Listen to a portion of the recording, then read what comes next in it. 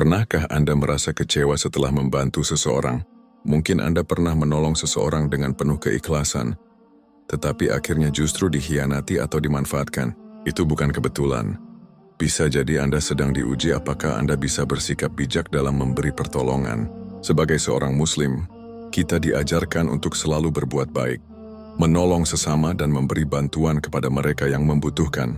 Namun pernahkah kita berpikir bahwa tidak semua orang pantas menerima bantuan kita? Ada orang-orang yang justru menyalahgunakan kebaikan, memanfaatkan kemurahan hati kita, bahkan menjadikan bantuan yang diberikan sebagai alat untuk berbuat kejahatan. Islam mengajarkan bahwa membantu orang lain harus dilakukan dengan kebijaksanaan, bukan sekadar mengikuti rasa iba atau belas kasihan semata.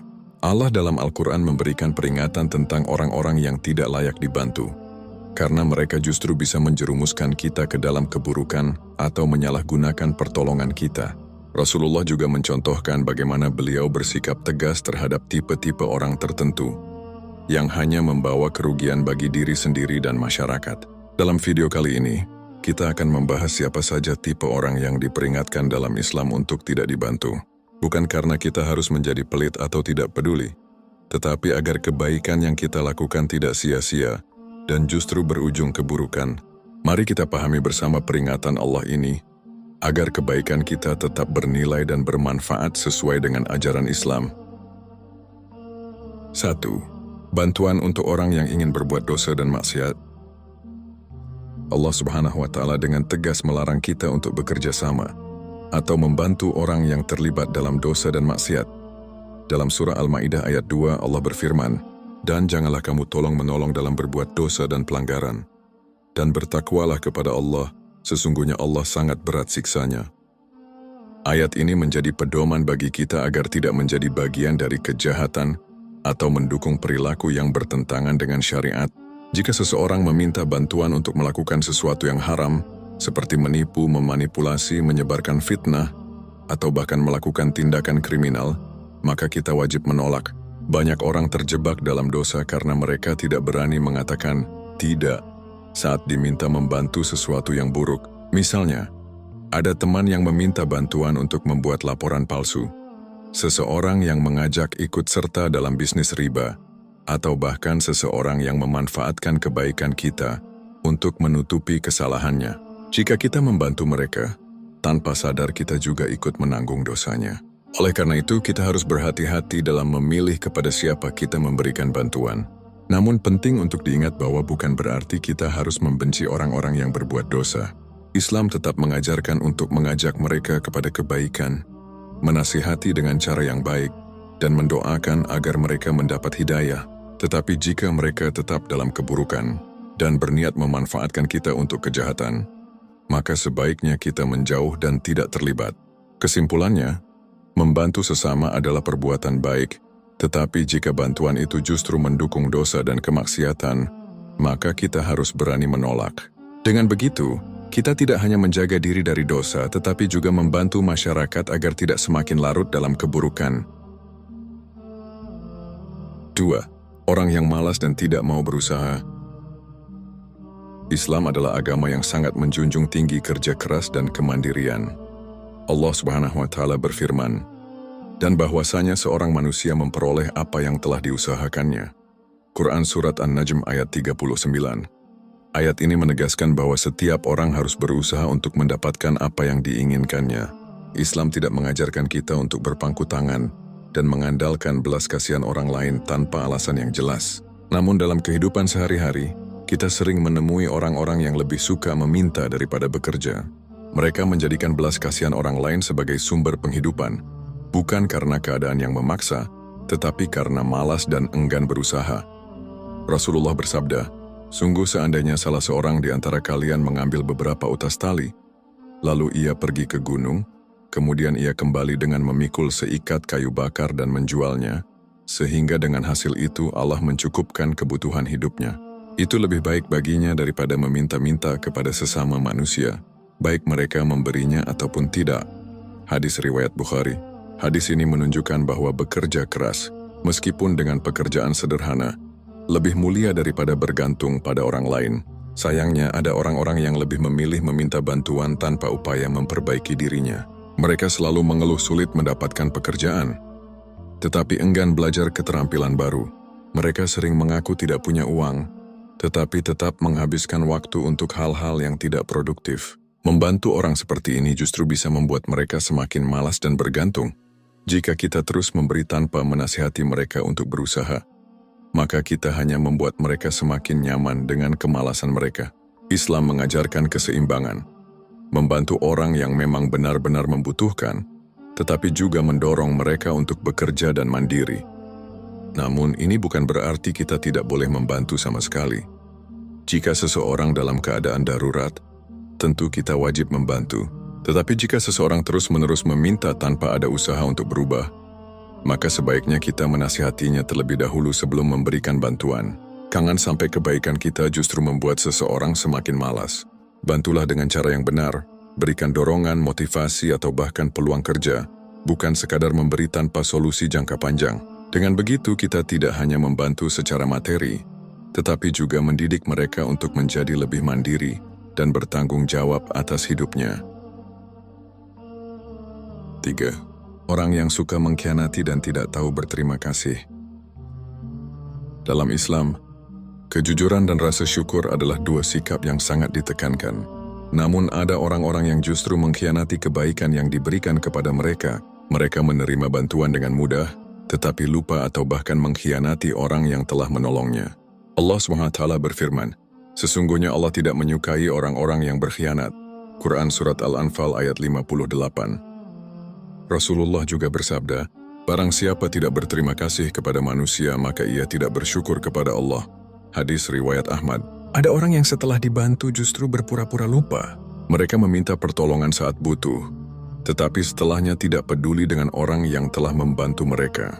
Lebih parah lagi, ada yang justru menikam dari belakang, menyebarkan keburukan atau mengambil keuntungan dengan cara yang tidak jujur.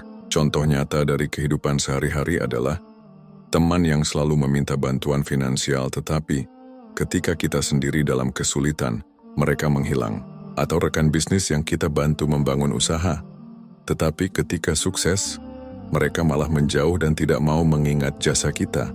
Membantu orang seperti ini hanya akan membuat kita terus dimanfaatkan. Islam mengajarkan bahwa kita harus berbuat baik, tetapi juga harus cerdas dan berhati-hati, agar tidak dimanfaatkan oleh orang yang tidak tahu berterima kasih. Namun ini bukan berarti kita harus menjadi pelit atau enggan membantu siapapun. Islam tetap mendorong kita untuk membantu, tetapi dengan hikmah. Jika kita melihat tanda-tanda seseorang yang sering mengkhianati atau tidak menghargai bantuan, sebaiknya kita lebih berhati-hati. Kita bisa membantu dengan cara lain, seperti memberikan nasihat atau mengarahkannya pada solusi yang lebih mandiri, tanpa harus selalu mengorbankan diri sendiri. Menolong sesama adalah hal yang baik, tetapi jangan sampai kita terus-menerus menjadi korban dari orang yang tidak tahu berterima kasih. Jangan biarkan kebaikan kita dipermainkan oleh mereka yang hanya ingin memanfaatkan. Bersikap baiklah dengan kebijaksanaan, karena Islam mengajarkan keseimbangan antara kasih sayang dan kehati-hatian. 4. Orang yang suka menyebarkan fitnah dan kerusakan. Dalam Islam, menjaga lisan dan perilaku agar tidak menyakiti orang lain adalah hal yang sangat penting. Namun ada orang-orang yang justru gemar menyebarkan fitnah, adu domba, dan merusak hubungan antar sesama. Membantu mereka justru bisa membuat kita terlibat dalam kejahatan mereka. Allah SWT berfirman, "Dan janganlah kamu ikuti setiap orang yang banyak bersumpah lagi hina, yang banyak mencela, yang kesana kemari menyebarkan fitnah." Quran Surat Al-Qalam ayat 10-11. Ayat ini memperingatkan kita agar tidak mudah percaya dan tidak mendukung orang yang suka menyebarkan kebohongan atau mengadu domba. Jika kita membantu mereka, kita bisa ikut terjerumus dalam dosa dan merusak kehidupan orang lain tanpa sadar. Rasulullah juga bersabda, "Tidak akan masuk surga orang yang suka mengadu domba." Hadis riwayat Bukhari. Mereka yang suka menyebarkan fitnah seringkali datang dengan wajah yang meyakinkan. Mereka meminta bantuan dengan alasan tertentu, tetapi sebenarnya hanya ingin memanfaatkan kita untuk kepentingan pribadi. Misalnya, seseorang meminta kita menyebarkan berita buruk tentang orang lain tanpa bukti yang jelas. Atau seseorang menghasut kita untuk membenci seseorang demi kepentingannya sendiri. Bentuk lain dari fitnah adalah menyebarkan informasi palsu di media sosial, mengadu domba antara dua pihak, atau memutarbalikkan fakta untuk menciptakan konflik. Jika kita membantu orang seperti ini, baik dengan mendukung ucapannya atau ikut menyebarkan informasinya, kita juga akan ikut bertanggung jawab atas akibat buruk yang terjadi. Lalu bagaimana jika kita menghadapi orang seperti ini? Cara terbaik adalah menjauh dan tidak ikut terlibat dalam perkataan atau perbuatannya. Jika memungkinkan, nasihati mereka dengan cara yang baik dan ingatkan bahwa fitnah adalah dosa besar. Membantu orang yang suka menyebarkan fitnah dan kerusakan hanya akan membuat kita ikut menanggung akibatnya. Islam mengajarkan kita untuk selalu berhati-hati dalam berteman dan membantu orang lain. Jangan sampai kebaikan yang kita berikan justru menjadi jalan bagi kejahatan. Bersikaplah bijak dalam menolong, agar kebaikan kita tidak berujung pada keburukan. 5. Orang yang tamak dan tidak pernah merasa cukup. Dalam Islam, sifat qanaah, merasa cukup dengan apa yang dimiliki, adalah salah satu akhlak yang dianjurkan. Sebaliknya, sifat tamak dan serakah justru bisa membawa seseorang pada kehancuran. Ada tipe orang yang selalu meminta bantuan, bukan karena mereka benar-benar membutuhkan, tetapi karena mereka tidak pernah puas dengan apa yang mereka miliki. Rasulullah bersabda, "Seandainya anak Adam memiliki 2 lembah emas, maka ia akan mencari lembah yang ketiga, dan tidak akan pernah puas kecuali tanah, kematian, yang memenuhi perutnya." Hadis riwayat Bukhari dan Muslim. Orang yang tamak tidak pernah merasa cukup. Jika diberi 1 kali, ia akan meminta lagi dan lagi, bahkan dengan berbagai alasan yang dibuat-buat. Mereka sering berpura-pura miskin atau kesulitan, padahal sebenarnya mereka memiliki kemampuan untuk mencukupi dirinya sendiri. Ciri-ciri orang seperti ini antara lain: sering meminta bantuan finansial meskipun tidak dalam kondisi darurat, selalu merasa kurang meskipun sudah diberi banyak bantuan, memanfaatkan kebaikan orang lain tanpa pernah berpikir untuk mandiri, tidak pernah bersyukur atas apa yang telah dimilikinya. Membantu orang seperti ini justru bisa membuat mereka semakin bergantung dan kehilangan rasa tanggung jawab. Jika kita terus memberi tanpa batas, mereka akan semakin manja dan tidak mau berusaha sendiri. Islam mengajarkan untuk menolong dengan bijak, bukan sekadar mengikuti belas kasihan tanpa berpikir panjang. Namun bukan berarti kita harus menjadi pelit atau tidak peduli. Jika seseorang benar-benar dalam kondisi darurat, tentu kita wajib membantu. Tetapi jika seseorang terus-menerus meminta tanpa usaha untuk berubah, kita perlu membatasi bantuan agar mereka belajar untuk hidup mandiri dan bersyukur atas apa yang dimiliki. Jangan sampai kebaikan kita justru menumbuhkan sifat tamak pada seseorang. Bantulah mereka yang benar-benar membutuhkan, bukan mereka yang hanya memanfaatkan kebaikan kita untuk memenuhi ambisi pribadi yang tidak ada batasnya. Islam mengajarkan keseimbangan antara kemurahan hati dan kebijaksanaan dalam memberi. 6. Orang yang suka menyalahgunakan kepercayaan. Salah satu prinsip utama dalam Islam adalah amanah, yaitu tanggung jawab untuk menjaga kepercayaan yang diberikan. Namun ada orang-orang yang tidak bisa dipercaya dan sering menyalahgunakan kebaikan orang lain. Membantu mereka tanpa berpikir panjang justru bisa membuat kita menyesal di kemudian hari. Allah SWT berfirman, "Sesungguhnya Allah menyuruh kamu menyampaikan amanat kepada yang berhak menerimanya." Quran Surat An-Nisa ayat 58. Rasulullah juga bersabda, "Apabila amanah telah disia-siakan, maka tunggulah kehancuran." Orang yang tidak bisa menjaga amanah biasanya memiliki ciri-ciri sebagai berikut: sering mengingkari janji dan komitmen, memanfaatkan kepercayaan orang lain untuk keuntungan pribadi, tidak bertanggung jawab atas tugas atau kewajiban yang diberikan, berulang kali melakukan kesalahan yang sama tanpa ada niat untuk memperbaiki diri. Contoh dalam kehidupan sehari-hari adalah seseorang yang sering meminjam uang tetapi tidak pernah mengembalikan, rekan bisnis yang diberikan modal tetapi menyalahgunakannya untuk kepentingan pribadi, atau teman yang diberikan tanggung jawab tetapi justru merugikan kita. Membantu orang seperti ini bukan hanya merugikan diri sendiri, tetapi juga bisa merusak sistem sosial. Jika kita terus memberi mereka kesempatan tanpa mempertimbangkan konsekuensinya, mereka akan semakin berani mengkhianati kepercayaan dan menyalahgunakan bantuan yang diberikan. Lalu bagaimana sebaiknya kita bersikap? Jika seseorang sudah terbukti sering menyalahgunakan kepercayaan, sebaiknya kita lebih berhati-hati. Bukan berarti kita harus membenci mereka, Tetapi kita harus membatasi bantuan agar mereka belajar dari kesalahan mereka. Jika memungkinkan, nasihati mereka dengan cara yang baik agar mereka memahami pentingnya menjaga amanah. Membantu orang yang tidak bisa dipercaya hanya akan membuat kita terjebak dalam masalah yang sama berulang kali. Islam mengajarkan kita untuk berhati-hati dalam memilih siapa yang layak diberi kepercayaan dan siapa yang sebaiknya dijauhi. Jangan biarkan kebaikan kita dimanfaatkan oleh orang yang tidak menghargainya. Bersikaplah bijak dalam membantu agar kebaikan kita benar-benar memberikan manfaat yang nyata. 7. Orang yang suka menindas dan berbuat zalim. Islam menekankan keadilan dan melarang segala bentuk kezaliman. Namun ada orang-orang yang menjadikan kekuasaan, kekayaan, atau kedudukan mereka sebagai alat untuk menindas orang lain. Membantu mereka, baik secara langsung maupun tidak langsung, berarti ikut serta dalam kezaliman yang mereka lakukan. Allah Subhanahu wa Ta'ala berfirman, "Dan janganlah kamu cenderung kepada orang-orang yang zalim yang menyebabkan kamu disentuh api neraka." Quran Surat Hud ayat 113. Rasulullah juga bersabda, "Tolonglah saudaramu, baik yang berbuat zalim maupun yang dizalimi." Para sahabat bertanya, "Kami paham bagaimana menolong orang yang dizalimi, tetapi bagaimana cara menolong orang yang berbuat zalim?" Beliau menjawab, "Cegahlah dia dari berbuat zalim, itulah bentuk pertolongan baginya." Hadis riwayat Bukhari dan Muslim. Dari hadis ini, kita belajar bahwa jika seseorang berbuat zalim, kita tidak boleh mendukung atau membiarkannya begitu saja.